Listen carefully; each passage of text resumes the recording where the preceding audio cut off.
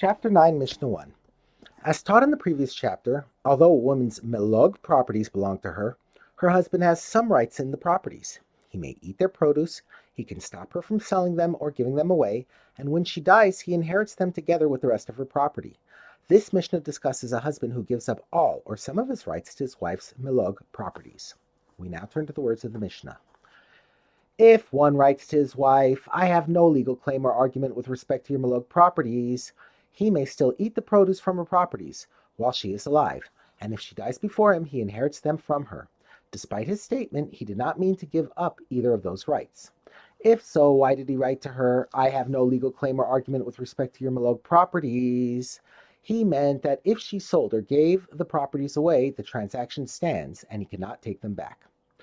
A statement in which the husband gives up more of his rights.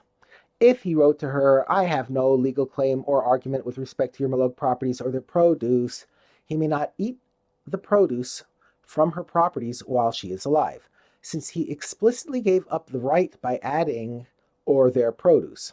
But if she dies before him, he inherits them from her because he did not give up that right.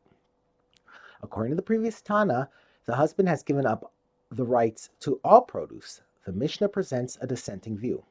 Rabbi Yehuda says even if he wrote to her that he gives up the right to the produce, he can always eat the produce of the produce. This means that if she sells the produce and uses the money to buy land, he has the right to the produce of the new land. Furthermore, he is entitled to the produce of that produce and so on. Unless he writes to her, I have no legal claim or argument with respect to your melog properties from their produce or the produce of their produce forever. By adding the word forever, he gives up his right to any produce that results from the produce of her land, no matter how many steps removed. A statement in which he gives up all of his rights. If he wrote to her, I have no legal claim or argument with respect to your melog properties, their produce, or the produce of their produce when you are alive and when you are dead, he may not eat the produce when she is alive, and if she dies before him, he does not inherit the properties from her, since he explicitly gave up even that right. A dissenting view.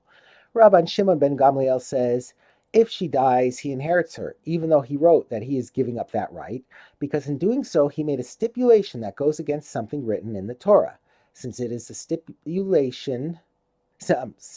a biblical law that a husband inherits his wife. And if anyone makes a stipulation that goes against something written in the Torah, the stipulation is void.